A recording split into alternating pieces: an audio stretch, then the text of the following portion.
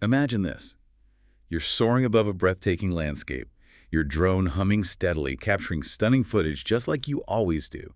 Everything's going perfectly, just as you planned. Yeah, picture perfect flight. Then, out of nowhere, it just veers wildly, maybe spins erratically, or worse, plunges unexpectedly right out of the sky. What just happened? It's that moment of panic, isn't it? And, Yeah. more often than you might think, the unseen culprit is something surprisingly fundamental: magnetic interference. It's confusing your drone's most basic, critical sense of An direction. invisible force, you called it, almost like a ghost in the machine. It really is. But its impact can be very real, leading to, well, significant incidents or even the complete loss of an aircraft. It's truly one of the most common yet often misunderstood reasons for unexpected drone behavior. That's right. And today, we're taking a deep dive into the surprisingly complex world of drone compasses. Our mission is to unpack some real-world scenarios, demystify the subtle but powerful physics behind how these incredible machines navigate. And most importantly, equip you, our listener, with the critical knowledge to truly understand and prevent these invisible threats that can lead to, well, drone disasters. We've pulled together a formidable stack for this one: expert reports, detailed incident logs, physics guides, even some future tech forecasts. We're ready to extract the most vital nuggets for you. So whether you're a seasoned pilot with hundreds of hours under your belt, maybe just getting started, or perhaps you're simply fascinated by how these incredible machines stay aloft, understanding the drone's sense of direction is absolutely paramount. It really does underpin almost every autonomous function, doesn't it? From simply hovering in place to executing complex mapping missions or making a safe return home. Exactly, it's fundamental. So get ready for some serious aha moments and some truly surprising facts as we navigate this unseen world of drone compasses. Yeah.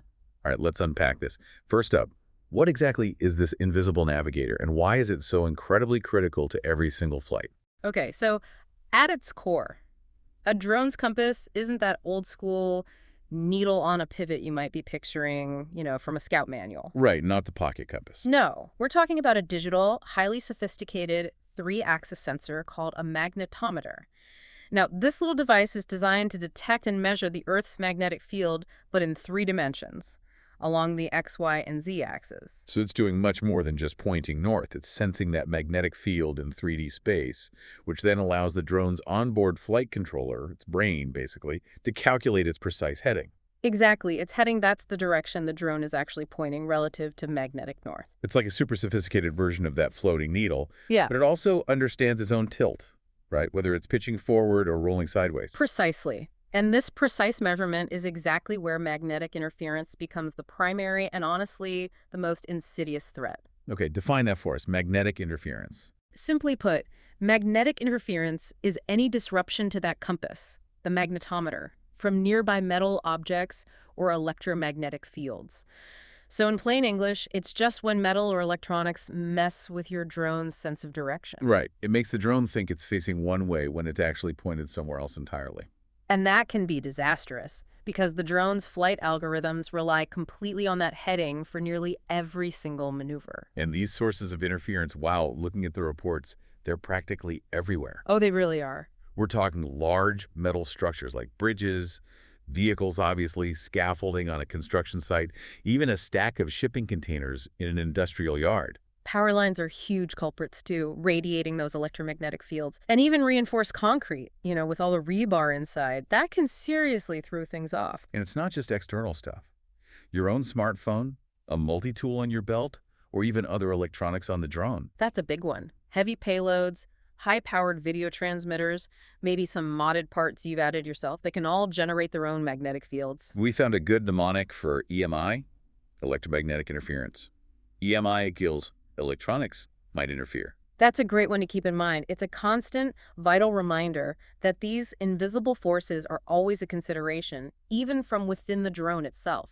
Okay, so if interference is potentially all around us and maybe even on the drone itself, how do we make sure the compass is actually accurate and reliable? That's where compass calibration comes in, right? Sounds absolutely crucial. Oh, absolutely. Compass calibration is the crucial foundational process. It's about adjusting the drone's internal compass to compensate for any local magnetic distortion. Whether they're from the environment or from the drone's own electronics. Exactly. Think of it like Resetting your phone's GPS when it gets confused after you've been inside a building or maybe in a tunnel, you're essentially telling the drone, okay, this is what the baseline magnetic field looks like right here, right now. But the key lesson, the one that seems to cause a lot of incidents, is calibrating in the wrong spot.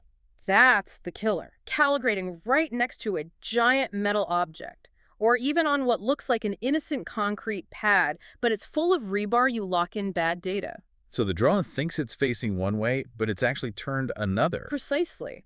And that's just a recipe for flight instability, maybe even a crash, before you even leave the ground. It starts the whole flight off on the wrong foot. And then there's magnetic declination. This one genuinely confuses a lot of people. It's not super intuitive. What exactly is it, and why does it matter for a drone? Right, declination. It's the angle difference between magnetic north, which is where your compass needle actually points, where the Earth's magnetic field lines converge, and true north, which is the geographic North Pole, the fixed point the Earth rotates around. So like the analogy in the source, your map points one way, Yeah. but the Earth's magnetic field points slightly another way. That's a great way to put it. And this declination, it varies significantly depending on where you are. Like it changes quite a bit as you travel across a large country like Canada or continent to continent. And it shifts over time, too. It does, yeah, subtly, due to geomagnetic changes. So you either need adjustments in your ground control station, your GCS, or you rely on the drone system to auto-detect and compensate for it. What's the practical impact for a pilot if they don't account for it, let's say on a long mapping flight? Okay, imagine you're flying a long, perfectly straight mapping grid, say north-south, in an area with considerable declination. If your drone system isn't constantly updating that offset, what you think is a perfectly straight line might actually be drifting a few degrees off over several kilometers. So you end up with errors in your map data. Exactly. Noticeable stitching errors, maybe gaps or unwanted overlaps in your final map. It can really compromise the quality of your entire mission just because that small angle wasn't accounted for. That definitely puts it into a real-world context. Right. Okay, so with all these nuances, interference, calibration, declination, why is this accurate magnetic heading so absolutely essential for flight stability and autonomy? What's the compass's truly critical role here? Well, the drone relies on it for practically everything, especially in automated modes like waypoint flight. It needs that accurate magnetic heading to truly understand what direction its nose is facing. So it knows which way to turn for the next waypoint. Right. And crucially, which way is forward during an automated return to home or RTL maneuver. Without a reliable compass, the drone is effectively, well, directionally blind, even if it knows its precise GPS location down to the centimeter. Okay, so let me see if I've got this straight. A drone could technically be moving east, maybe getting pushed by a strong tailwind, but its nose is actually pointing north. And the compass is the only thing telling the drone that critical difference. That's a really sharp way to put it. And yeah, that distinction is vital, particularly when the drone is stationary or just hovering. Because GPS doesn't know orientation then. Exactly. When hovering or moving very slowly, GPS gives you zero information about which way the drone is facing. It only knows its position coordinates. Only the compass can provide that critical heading data, that yaw reference. Without it, autonomous functions just become unreliable or even impossible. The drone lacks a fundamental sense of its own orientation. That leads us perfectly to our next point, the difference between heading and course over ground. Why isn't GPS alone enough to tell your drone where it's going and where it's pointed? Yeah, this is a fundamental distinction that honestly often gets overlooked even by experienced pilots. So heading is the direction the nose of the drone is pointing. This is primarily measured by the compass, the magnetometer. Okay, where it's pointing, got it. Course over ground, or COG, on the other hand, is the actual direction the drone is moving over the Earth. GPS measures COG by detecting changes in the drone's position over time. It's essentially using its motion vector. I like the driving analogy we found for this. GPS knows you're on the road heading towards Vancouver. That's your path or your course. Right. But your steering wheel, which is like your compass, needs to be pointing the right way to actually get you there. That's your heading. Exactly. Without both, you're driving blind, or at least driving very inefficiently. GPS is fantastic for knowing your position and how that position is changing, which gives you your course. But the key limitation, The key limitation is that GPS can only calculate direction of motion when you are moving steadily above a certain minimum speed. When the drone is stationary or hovering or even moving really slowly, GPS has absolutely no clue which way the drone is facing. Only the compass. Only the compass can provide that accurate yaw reference, that rotation around the vertical axis. So, okay, picture this. Yeah. The drone's flying backward to get a cool cinematic tracking shot of something moving away. Ah, classic shot. GPS says it's moving west, but the drone is actually facing east. Without a working compass telling it that heading, the autonomous system would just get completely confused, right? Yeah. It'd think it's facing west while trying to fly backwards. Precisely. Or consider a drone hovering over a point of interest and just spinning around on its axis, maybe doing a 360 survey. Right. GPS would detect no change in position whatsoever. It's only the compass that registers that crucial, continuous change in heading. Now, if you suddenly lose GPS right there, an RTL function would completely fail without a reliable compass. The drone wouldn't know which way to orient itself to start flying back home. It would just be lost, potentially just spinning. And what about dealing with crosswinds? You often see drones doing that crabbing thing, flying slightly sideways into the wind to maintain a straight line. Yes. That's another perfect example of why both sensors are absolutely indispensable. If a drone is trying to fly due north, but a strong wind is pushing it consistently off to the northwest, the autopilot needs both the heading from the compass, telling it which way it's pointing, and the course from GPS, telling it which way it's actually moving, to correctly crab into the wind and maintain its desired path over the ground. Without the compass, it wouldn't know how much to turn its nose into the wind? Exactly. It can't calculate that necessary yaw adjustment. So operationally, what this means is without a reliable compass, auto missions can drift significantly off course. An RTL might spin the drone the wrong way or send it off to the wrong location entirely. And even camera orientation for gimbals will be incorrect because gimbal stabilization often assumes it knows the drone's heading. It's that critical, huh? It's so critical that Transport Canada and, frankly, most professional flight control software flat out do not allow GPS-only heading for autonomous navigation. It's just too unreliable at low speeds or when stationary. Let's dig a bit deeper into the physics of this directional awareness then. The Earth's magnetic field isn't just a flat plane pointing north, is it? It's way more complex. That's a crucial point. It's not flat at all. Think of the Earth's magnetic field less like a straight line pointing north and more like invisible fishing lines arching around a giant, slightly tilted bar magnet inside the Earth. Okay, arching lines. Right. If you're near the equator, those lines are relatively flat, mostly parallel to the ground. But as you travel north or south towards the magnetic poles, those lines start to dip. They point more steeply down into the Earth or up out of it near the South Pole. That's called magnetic inclination or the dip angle. Exactly.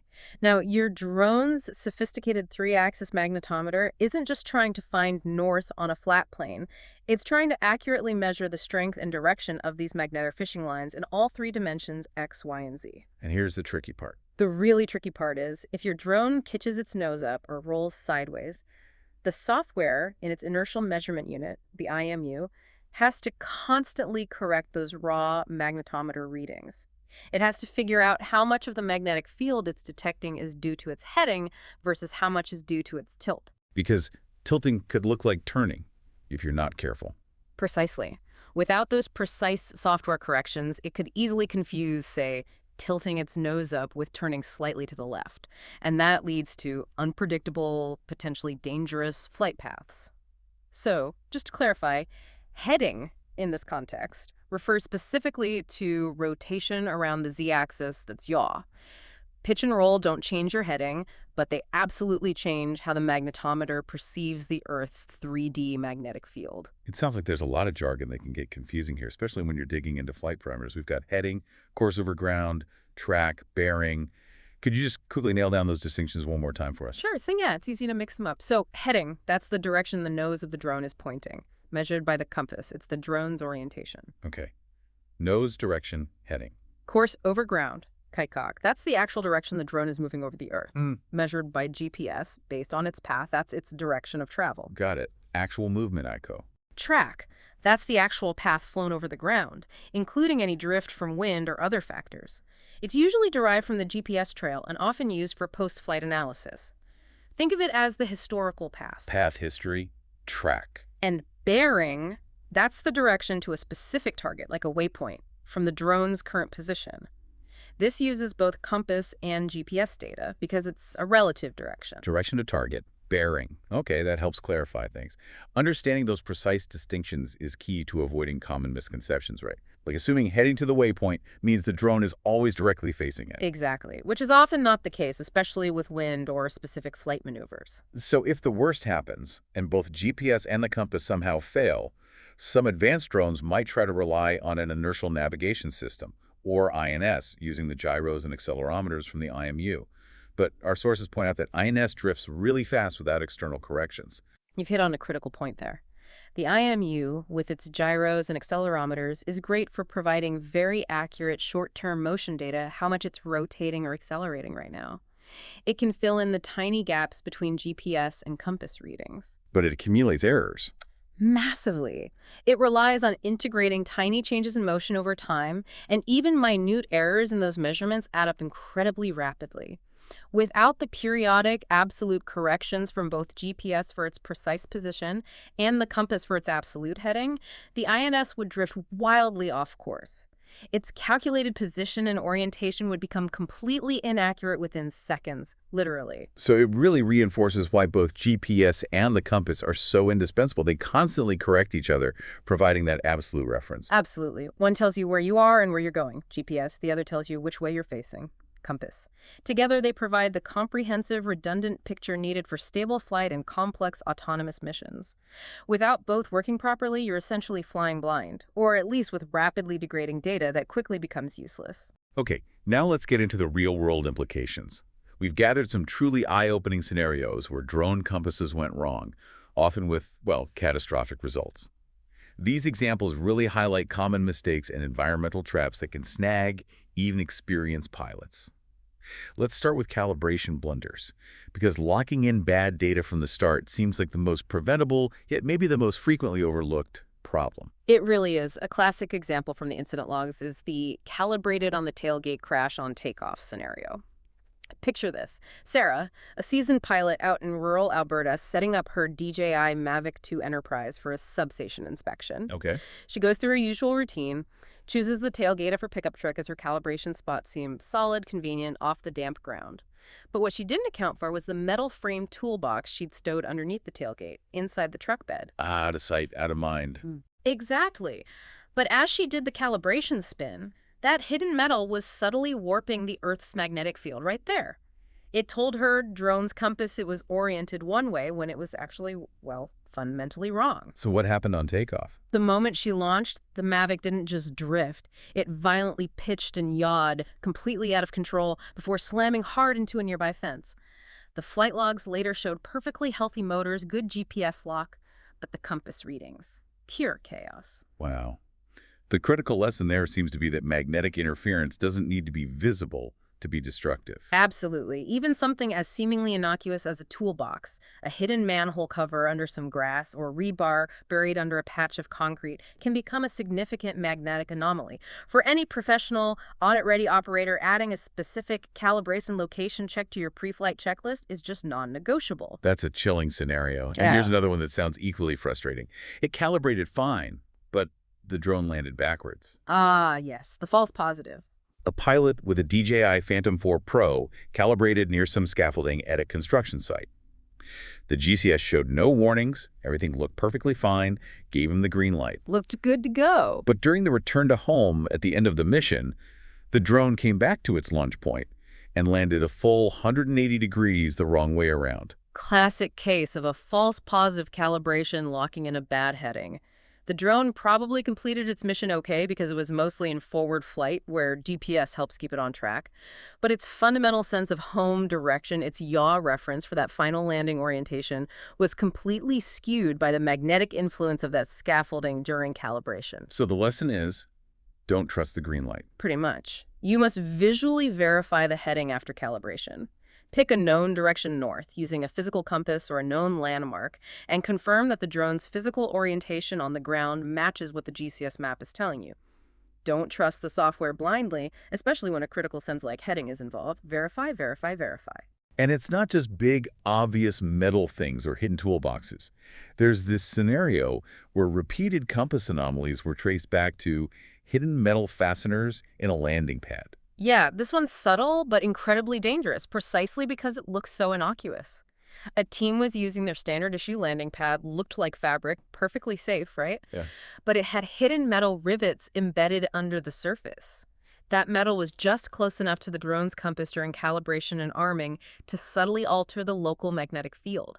It led to inconsistent flight behavior, little drifts, things that were hard to pin down initially. So the lesson, never trust a mystery surface. Basically, yeah. Never calibrate or arm on a mystery surface. Always ask yourself, is this platform potentially magnetic? And the simple fix. Use a cheap handheld compass to test your proposed landing pad or takeoff surface before you even put the drone down. If your trusty handheld compass starts spinning wildly, you can bet your drone's sensitive internal one will struggle too. I can easily imagine a busy field crew causing interference too.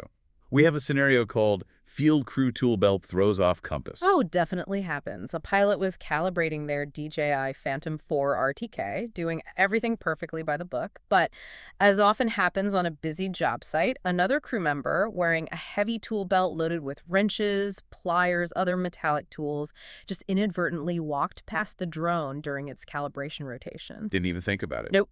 The drone actually flew fine initially, but mid-mission it started turning inconsistently, exhibiting this slow yaw drift. The investigation eventually traced it back to the magnetic field being temporarily altered by the technician's tool belt during that critical calibration moment. So the lesson is control the perimeter during calibration. Exactly. No one should approach the drone during compass calibration. Establish and control that perimeter, make sure it's free of any moving magnetic influences, human or otherwise. And how about this one? Compass points to the engine block. A wing-train-on fixed-wing drone, a big one for large area mapping, was launched near an idling truck in cold weather. Pilot was just trying to let the truck warm up before a long flight. Makes sense in the cold, but the drone's takeoff rotation was noticeably skewed, and its initial flight path veered way off course. yeah, that's because the large metal engine block and, importantly, the rapidly rotating alternator of an idling truck can significantly alter the local magnetic field. It creates a strong, dynamic magnetic anomaly that just screws up the compass calibration and the initial takeoff heading. So rule of thumb, never launch next to running vehicles. Definitely not. Their magnetic fields can be quite powerful and change with engine RPM and electrical load. These calibration blunders, they're all entirely preventable with careful pre-flight checks and just a mindful assessment of your launch environment. Okay, moving on from calibration mistakes, let's talk about environmental interference, those invisible magnetic fields that can pop up unexpectedly pretty much anywhere, even mid-flight. One striking example involves a bridge deck flyaway due to magnetic rebar. Yes, the bridge inspection scenario. A high-end, free-fly Alta drone, the kind used for professional cinematography and serious industrial inspection, was doing a close look under a bridge deck. It started experiencing increasing heading drift, then erratic yaw movements. Barely avoiding a pylon, according to the report. Exactly. What was the root cause there? Reinforced concrete. Specifically, the massive amount of steel rebar embedded within it. It was just massively distorting the local magnetic field. As the drone got closer and closer for the inspection, the interference became critical, overwhelming the compass. So the lesson for flying near or under reinforced structures. You're in an extremely high-risk compass environment. For those kinds of close-up jobs, you really should consider using SLAM or VIO-equipped drones, ones that navigate visually and don't rely on magnetometers. Or simply maintain a much greater standoff distance from high metal areas. You just cannot trust your compass in that kind of environment. And cities aren't necessarily safe zones either, right? Compass confusion in Urban Canyon tells of a DJI Air 3 launched in a narrow alley between tall buildings, downtown Calgary, I think it was. Right. It experienced a slow GPS lock initially, then persistent drift and flashing compass error alerts. Yeah, that's a perfect storm of environmental factors messing things up. You've got reflected magnetic fields bouncing off the steel structures of the buildings, creating this unpredictable magnetic environment. That's compounded by confused GPS because the satellite signals are bouncing off the buildings too. That's called multipath. And just generally poor sky visibility for getting a reliable satellite lock in the first place. So the advice for urban canyons. Avoid launching in narrow urban corridors unless you're using advanced VIO-SLAM-based drones systems like a Skydio or maybe an Autel Max 4T, or you have an RTK system locked in with a ground station for precise positioning. Or find a designated open sky takeoff zone well away from those magnetic influences and signal blockages. We also found a scenario about compass drift from nearby shipping containers.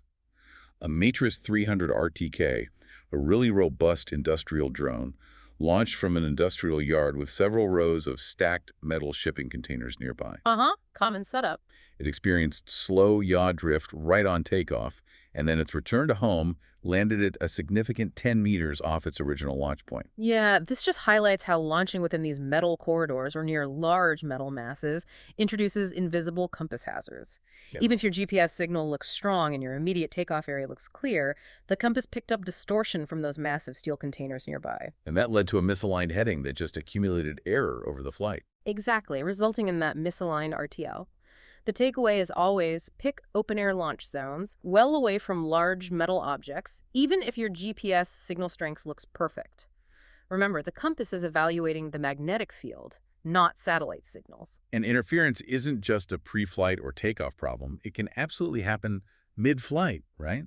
Like the compromised compass during RTL incident with a fixed-wing mapping drone near a wind farm. Yes, this is particularly dangerous because it often happens when you least expect it, maybe when the drone is operating autonomously.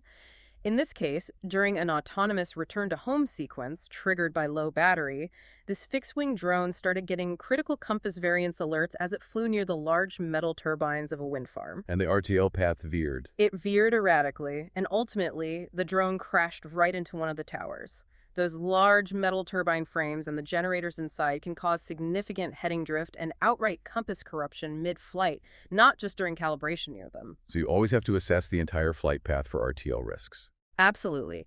Always assess RTL risks in environments with large metal objects. It's not just about takeoff clearance, it's about potential magnetic interference along the entire planned flight path, including automated return routes. Fire scenes also pose unique magnetic challenges, which is something you might not immediately think about.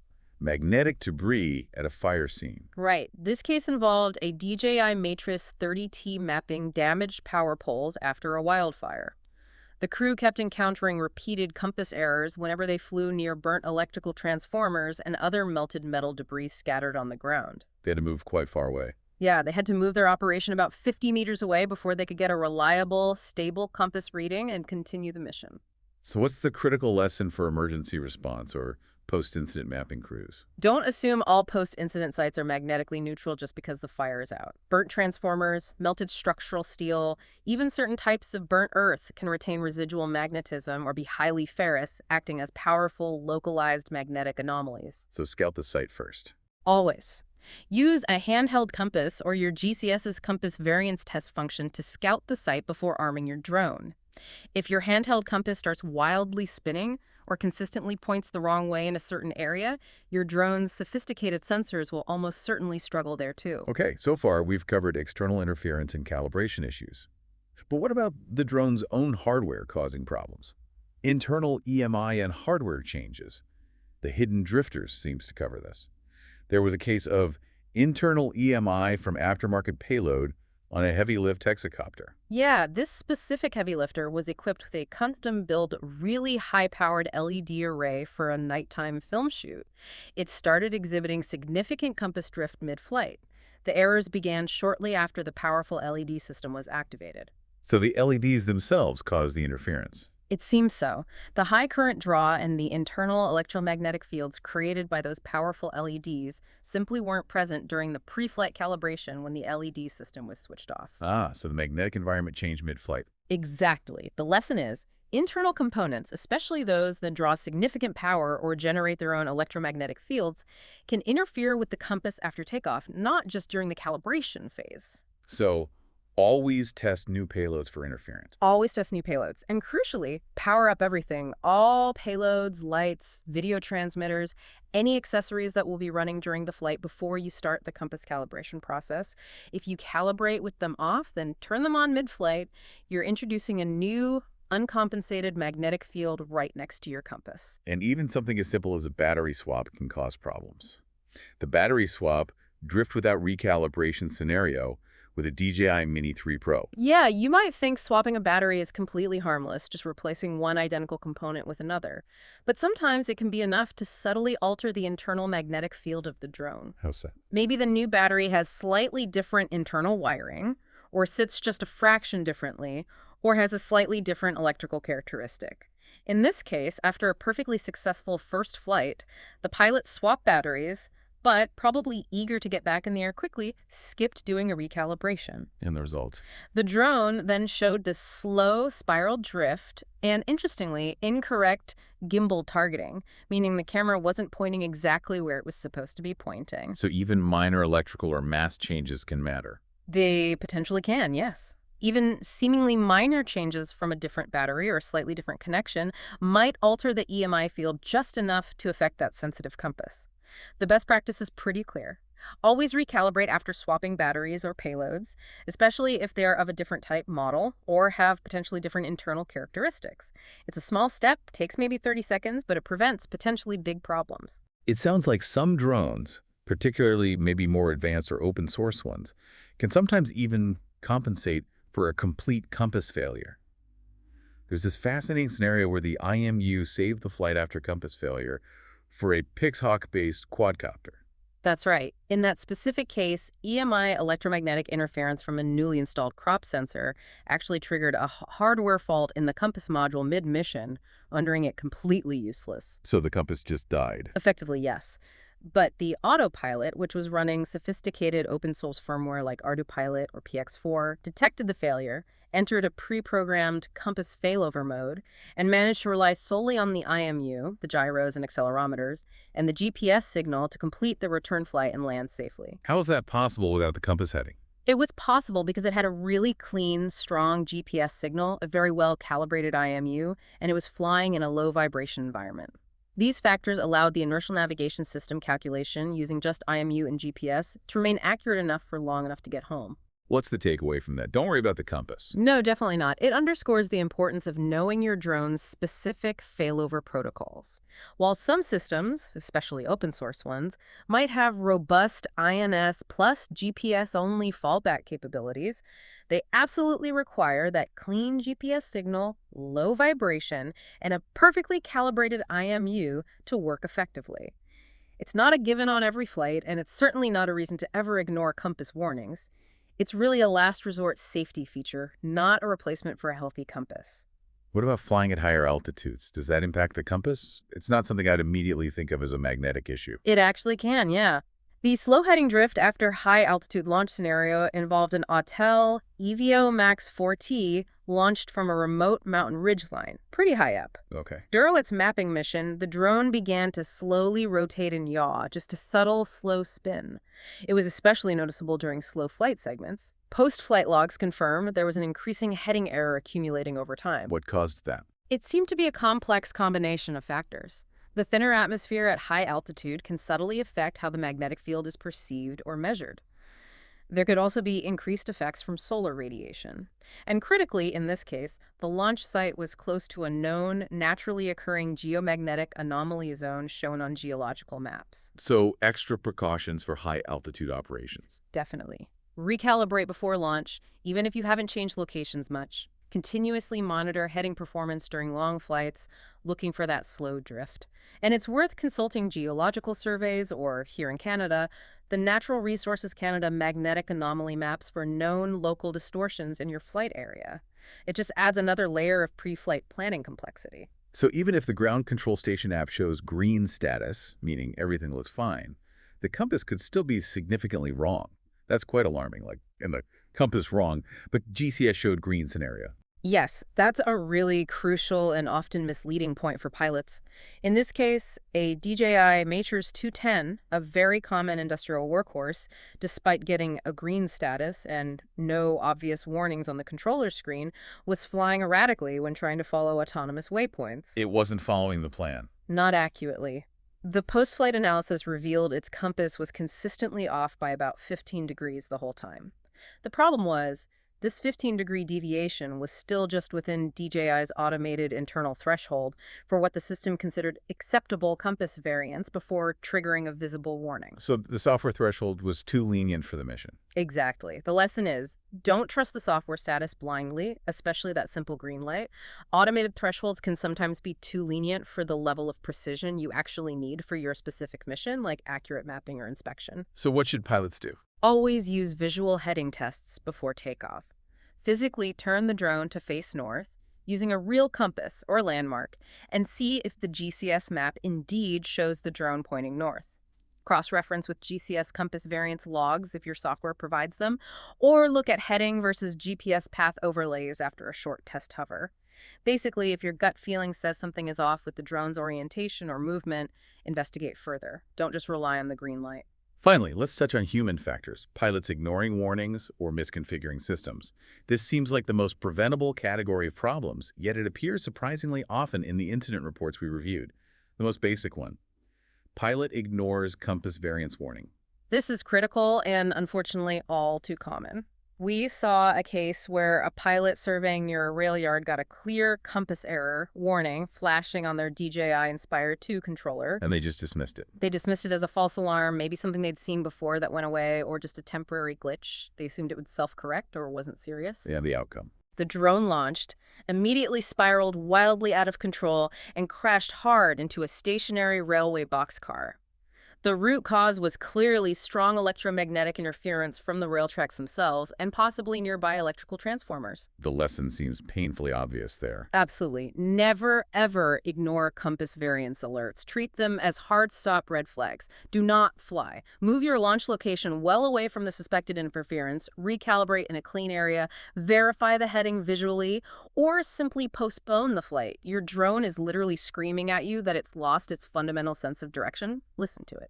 And flying underground, like in an underground garage, resulted in compass blackout for an FPV drone. This seems like a completely predictable scenario, yet these incidents still happen. They do, often because pilots don't fully grasp the implications of flying in a completely sensor-denied environment. Once this FPV drone went deep into the underground garage, it lost both GPS signal entirely, and its compass readings went haywire due to all the metal and electrical systems. It essentially had no external references. It just flipped out. Flipped out and hit the ceiling. No magnetometer plus no GPS equals absolutely no yaw reference for the flight controller to work with. The pilot likely didn't anticipate this complete sensor loss and perhaps lacked the pure manual acro mode skills needed to recover without any stabilization assistance. So the lesson for underground flight: Plan for zero navigation aids. Use VIO-only navigation if your drone supports it and the environment has enough features. Or, crucially, rely purely on your manual flight skills, acro or REAP mode, with zero expectation of help from the compass or GPS. And pre-brief your team explicitly. This is a zero-nav environment. It's all pilot skill. There's no autopilot safety net or recovery. It's not just the flight dynamics that get impacted, but camera quality too. There's that scenario: gimbal drift due to bad compass data. Indeed. A DJI Mavic 3 Enterprise was flying fine in terms of staying airborne, but its camera gimbal slowly, persistently rotated off target during hovers. The pilot had to constantly manually nudge it back to keep the subject properly framed. Annoying, but maybe didn't seem like a flight safety issue initially. Right, but it was a symptom of a deeper problem. This seemingly minor gimbal drift was eventually traced back to bad heading data coming from compass interference. Many advanced gimbals rely heavily on accurate compass heading to stabilize the camera's yaw axis and keep it pointed precisely where it should be, especially during complex automated shots or long hovers. So bad heading doesn't just cause flight issues. It also directly impacts your footage quality, your mapping accuracy if you're doing photogrammetry, and the overall stability and reliability of your visual payload. It's another indicator that something's wrong with your navigation system. And for survey teams, there was that costly incident where a survey team misses GPS compass conflict. After calibration, a SenseFly EB-TAC fixed-wing drone's compass heading and its GPS track started to slowly drift apart. Yeah, this happened during a long mapping flight over a 4-kilometer corridor, likely due to increasing EMI from overhead power lines along the route. This slow divergence resulted in a critical 2-degree offset between the intended heading and the actual path flown by the end of the line. That's a significant error for mapping accuracy, right? Oh, absolutely. It causes measurable distortions, misalignments, and inaccuracies in the final map or model generated from that data. And this heading mismatch went undetected during the flight, probably because the specific alerts weren't configured sensitively enough or weren't being monitored rigorously by the operator. So continuous monitoring is key. You absolutely must continuously monitor compass GPS alignment, ideally using GCS software features that provide real-time alerts for deviations beyond a tight tolerance. If they start to diverge significantly mid-flight, especially over long linear missions, you have to terminate the mission, land, investigate, and recalibrate in a clean area. Use GCS alerts or review flight logs that specifically monitor heading error deltas, not just rely on a simple compass health green status. Yeah. Proactive monitoring prevents data wastage. And the last human factor example, using compass disabled mode in the wrong conditions. This sounds incredibly risky from the outset, deliberately turning off a primary sensor.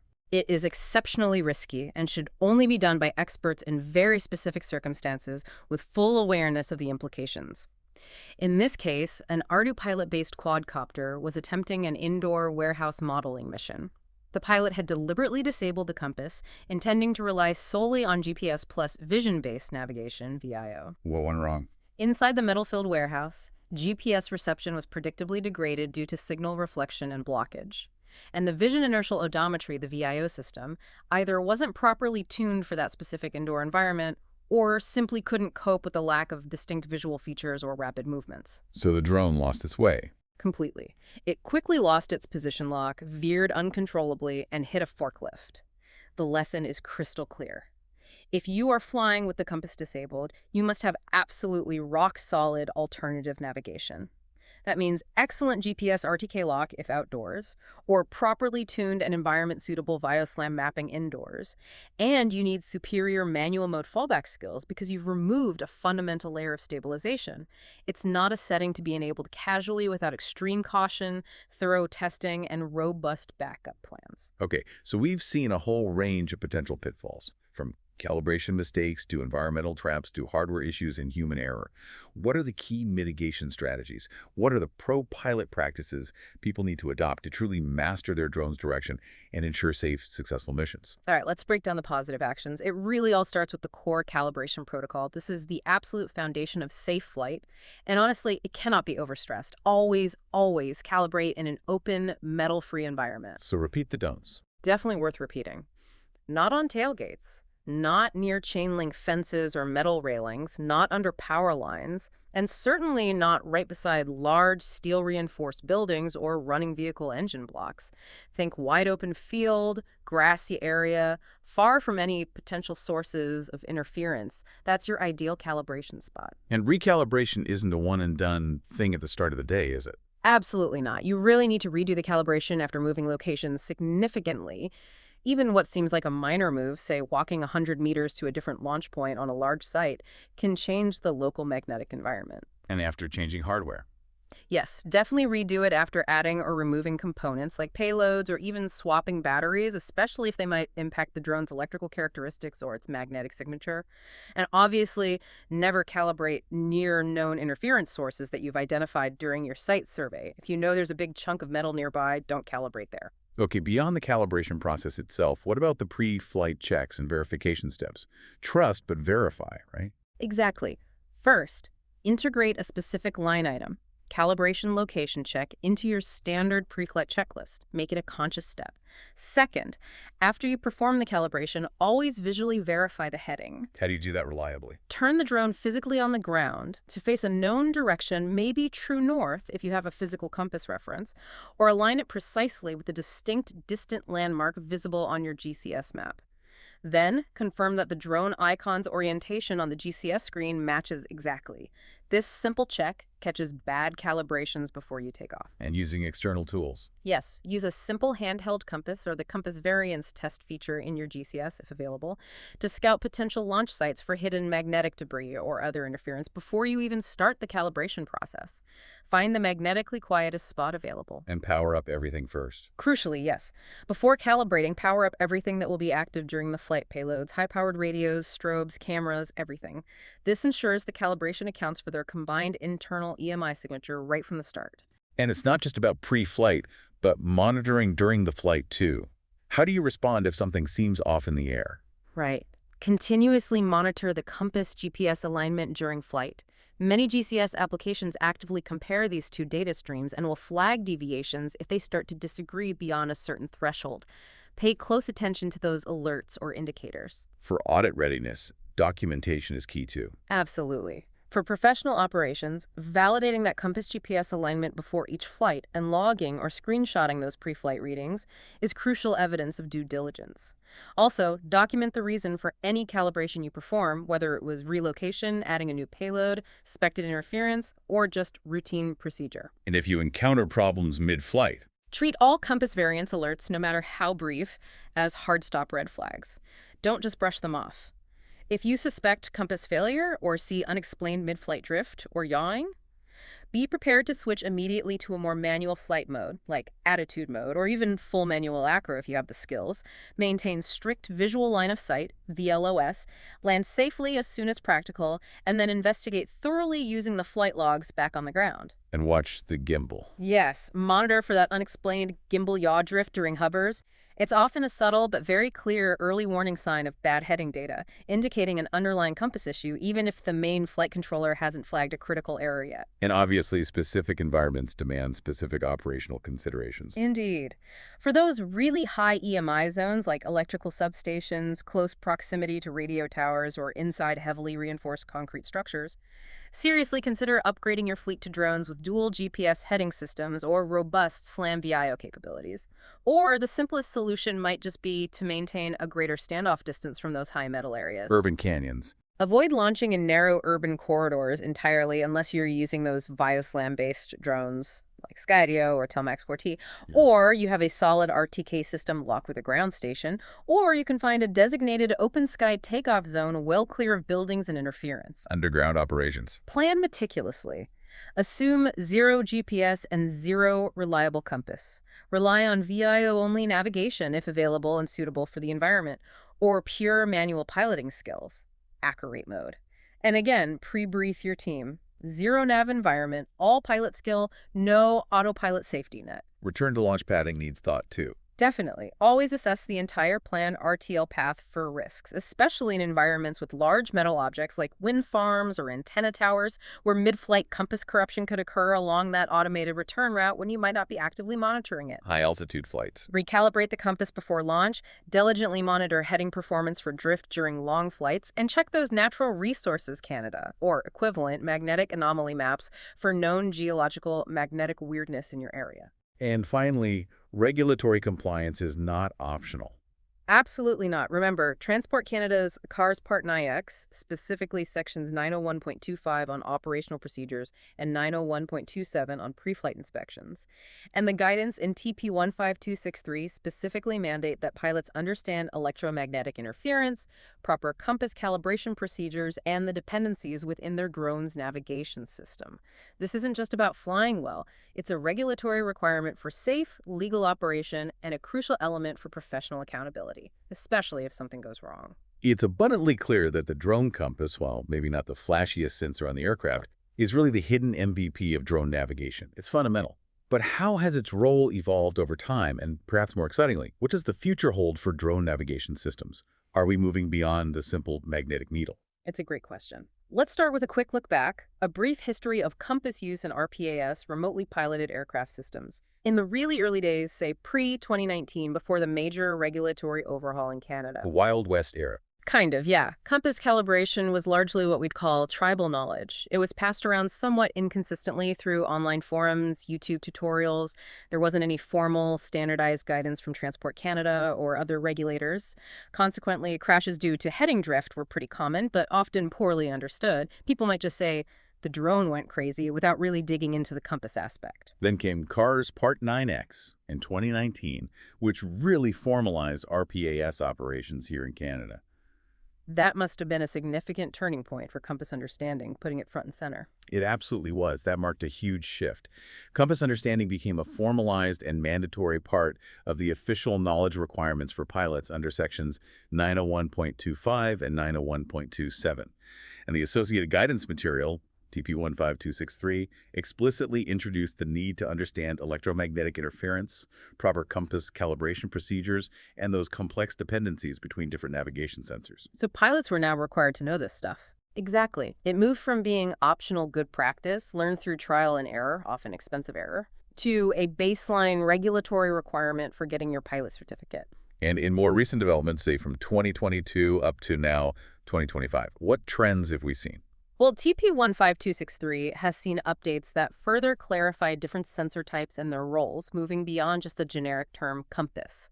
We've also seen, particularly in post-incident investigations or operational audits, an increasing focus on analyzing the actual flight data, specifically the compass GPS correlation logs.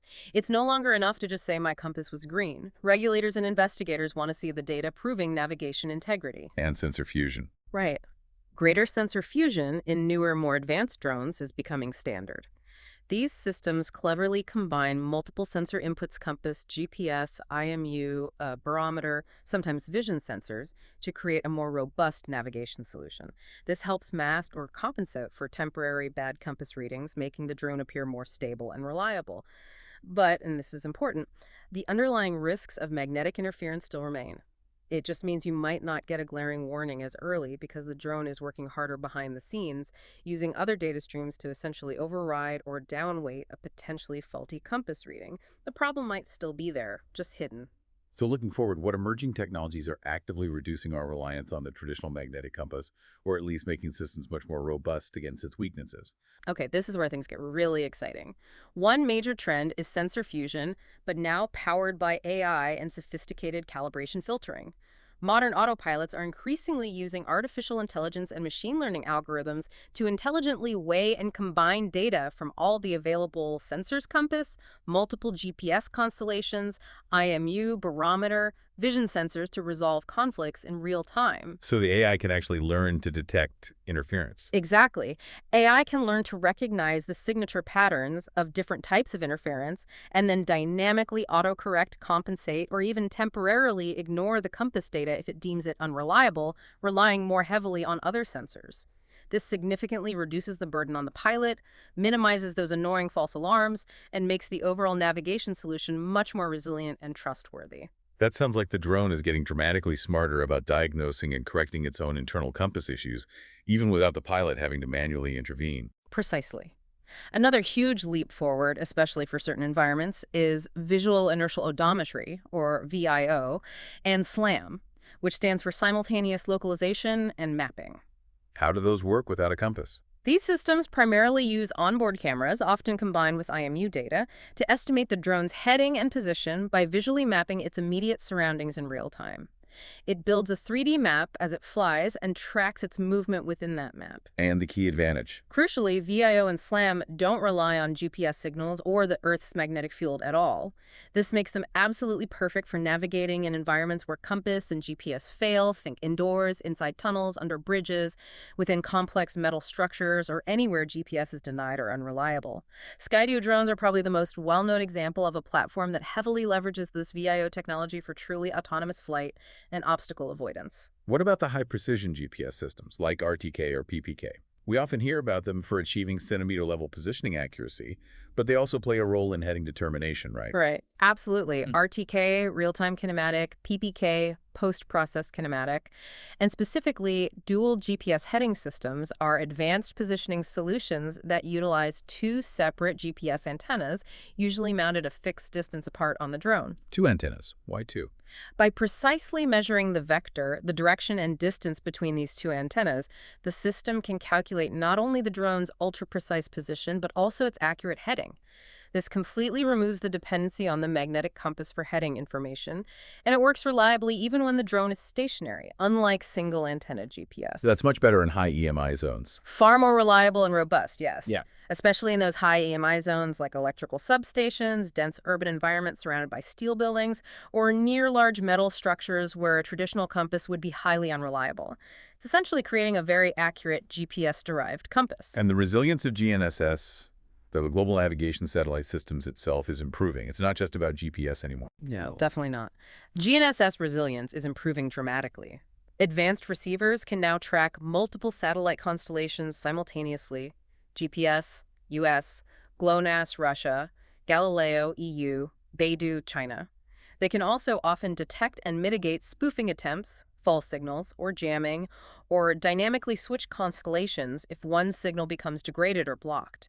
This makes the satellite-based part of navigation smarter, more resilient, and less susceptible to localized interference or outages, which is invaluable for critical operations. And there's even work on a real-time magnetic mapping, using more localized data. Yes, this is fascinating.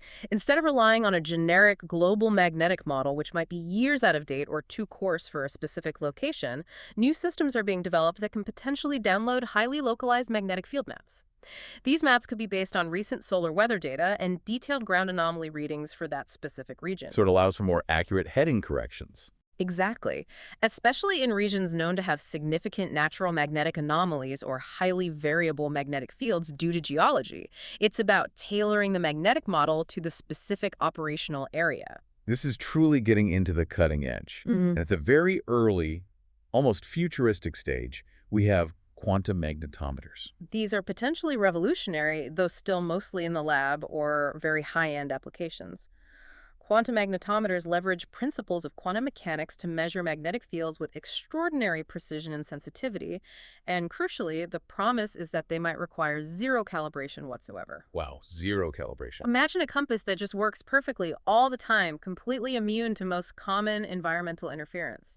They could potentially replace traditional fluxgate magnetometers entirely in drones and other applications in the future, maybe in the next 5 to 10 years for commercial use. That would be a game changer. And lastly, edge-based autonomy with anomaly detection. What does that mean? This means the drone itself is becoming more intelligent, using its powerful onboard processor's edge computing to constantly cross-check and validate data from all its sensors in real time. If it detects a significant disagreement between the compass, GPS, and IMU data, for instance. Instead of just failing or warning the pilot. Right. Instead of just triggering a simple fail-safe like landing immediately, the drone might have the onboard intelligence to autonomously switch its primary navigation source, maybe to SLAM VIO if available, or perhaps enter a safe hover mode, reassess its heading using alternative data, or even signal the operator with a range of intelligent decision options rather than just a dumb warning. It's about enabling more sophisticated, autonomous decision-making right on the drone itself when anomalies occur. So with all this incredible technological progress happening, what does it really mean for you, the pilot listening today? How does knowing all this empower you to be a future-ready operator? Well, the first key takeaway is, don't become complacent and rely solely on the autopilot and its fancy sensor fusion to catch everything. Understanding the fundamental why behind the warnings, knowing the inner workings and limitations of your drone's navigation systems is actually more important than ever as systems get more complex. So stay curious and keep learning the fundamentals. Absolutely. Treat compass data, and indeed all sensor data, as a living, dynamic source that needs to be continuously monitored and understood, not just a set-and-forget sensor that's either green or red. Stay updated on these trends we've discussed: AI sensor fusion, VIO-SLAM capabilities, RTK adoption, interference mitigation techniques. Knowing what's possible helps you choose the right tool for the job and understand its capabilities and limitations. And be ready to mentor new pilots. Definitely. Be ready to teach new pilots the crucial difference between heading, course, and track, and how these fundamental concepts are evolving with new technologies like dual GPS heading or VIO. Nailing down those fundamentals makes you adaptable as the technology changes, knowing why things work, not just that they work. And maybe adding something like a navigation integrity checklist to your standard operating procedures. That's an excellent practical step, something that prompts you to actively cross-check heading with GPS track before committing to a mission, diligently monitor variance alerts in real time, and maybe even use external tools like checking the KP index for solar activity before flight, or consulting local interference maps if available for your area. It really seems to be about achieving proactive mastery over the technology. Exactly. It's about moving beyond simply being an operator who pushes buttons to truly understanding and mastering the complex navigational brain of your aircraft. That's what separates the pros. Before we wrap up this deep dive, we always like to explore some related compass curiosities, taking a quick journey through time and space that highlights just how fundamental direction finding is to humans and technology. Some of these facts we dug up are truly surprising. Did you know the Vikings might have used a sun compass? Possibly even on cloudy days? It's incredible, isn't it? Long before magnetic compasses were widely adopted in Europe, the Vikings, those master navigators, are believed to have used a combination of a sun compass, basically tracking the sun's shadow, and potentially a special crystal called Iceland spar. Iceland spar, what did that do? It's a type of transparent calcite crystal that has polarizing properties. The theory is they could use it to find the sun's exact position, even through thick cloud cover or fog, by detecting the polarization pattern of skylight. It was essentially nature's OG polarization filter, allowing them to find true north reliably. Just amazing ingenuity. And the Chinese actually invented the magnetic compass first, but counterintuitively, not primarily for navigation. That's right, another fascinating historical twist. The earliest known magnetic compasses, dating way back to around 200 BCE in Han Dynasty China, were these curious south-pointing spoons made of naturally magnetic lodestone balanced on a smooth plate. South pointing, not north. South-pointing, interestingly. But their main documented use wasn't for finding your way home or sailing across oceans. It was primarily for feng shui, the ancient art of geomancy. They used it to align buildings, cities, tombs, and even furniture to harmonize with auspicious spiritual forces and cosmic energy flows. It was all about spiritual and terrestrial alignment, not geographic exploration initially. It's wild. Your brain might actually have its own built-in compass. Well, sort of. Yeah, the neuroscience here is fascinating. Recent research suggests that humans, much like many navigating animals like birds and bees, possess specialized neurons called head direction cells, primarily located in the hippocampus region of the brain. And what do these cells do?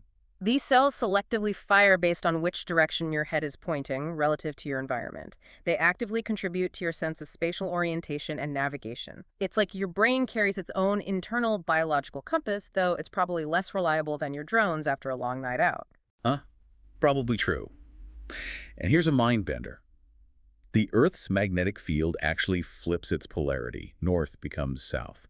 And geologically speaking, we're actually overdue for one. It sounds like science fiction, but it's a well-established geological fact. The Earth's magnetic field does indeed reverse its polarity periodically. This phenomenon, called a geomagnetic reversal, happens roughly every 200,000 to 300,000 years on average, though the timing is quite irregular. And the last one was a long time ago. The last major reversal, the Bruna-Manhas-Matsuyama reversal, occurred about 780,000 years ago.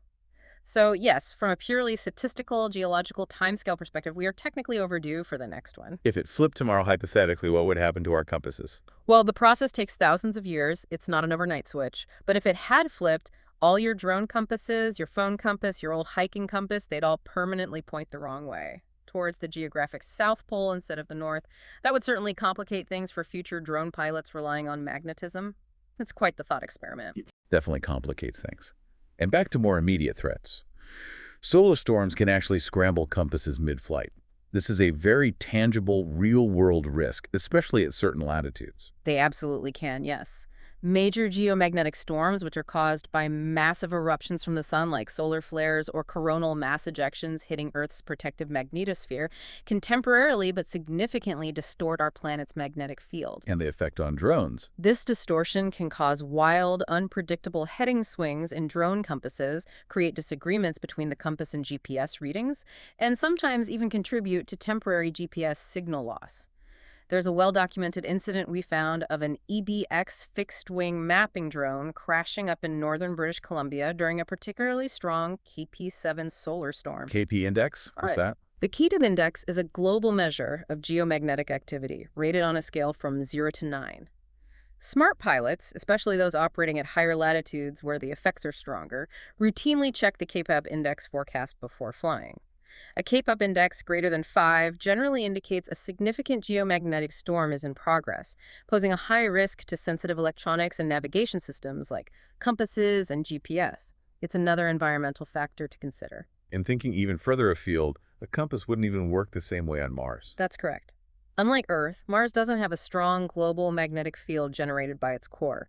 Instead, it only has localized pockets or anomalies of magnetism embedded within its crust, likely remnants from its ancient past when it might have had a global field. So a standard compass would be useless. Pretty much. A traditional magnetic compass would behave erratically, potentially pointing in different directions every few kilometers as it passed over these magnetic anomalies. For future Mars drones, like NASA's Ingenuity helicopter, Navigation relies heavily on visual systems, VIO, inertial sensors, IMU, and altimeters, not magnetic compasses. Star tracking might also play a role for longer-range navigation. Magnetism just isn't a reliable global reference there. It really highlights how critical Earth's relatively stable global magnetic field is for our current navigation technology. And tragically, it's not just drones. Compass interference once contributed to a major real-world airplane crash, proving just how severe the consequences can be. Yes, sadly. In 1973, Aeroflot Flight 109, a Tupolev Tu-104 aircraft, crashed largely due to compass failure caused by electrical interference from onboard equipment combined with inadequate shielding. The pilots, lacking other reliable references in poor weather, mistakenly followed their faulty compass indications, leading them significantly off course with fatal results. That historical incident really underscores why the entire aviation industry, including modern RPAS operations, treats accurate heading data as a fundamentally critical flight parameter. Absolutely. It's not just a nice-to-have sensor. It's an absolute must-have for safe navigation and control, especially when visual references are lost or during automated flight. Even Amazon uses a form of compass-based navigation, but in a very controlled, artificial way in its massive warehouses. That's a fascinating modern application. It's a brilliant application of the underlying principle, yes. To navigate their vast, complex fulfillment centers, Amazon patented autonomous robotic systems warehouse bot that use localized magnetic fields embedded in the floor. They essentially create a giant, precisely mapped indoor compass grid using magnetic tape or markers. Like magnetic breadcrumbs for the bots to follow. Exactly. It's a clever, highly localized, and very controlled application of magnetic field navigation, completely independent of the Earth's unpredictable magnetic field. It works great in that specific engineered environment.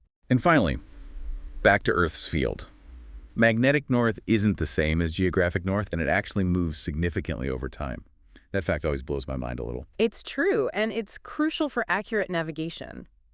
Magnetic north, the point where the Earth's magnetic field lines dip vertically into the planet in the northern hemisphere, is not a fixed point. It's currently located in the Canadian Arctic, but it's actively drifting. Drifting where? And how fast? It's currently drifting rather rapidly geologically speaking from Arctic Canada towards Siberia at an impressive rate of about 55 kilometers per year.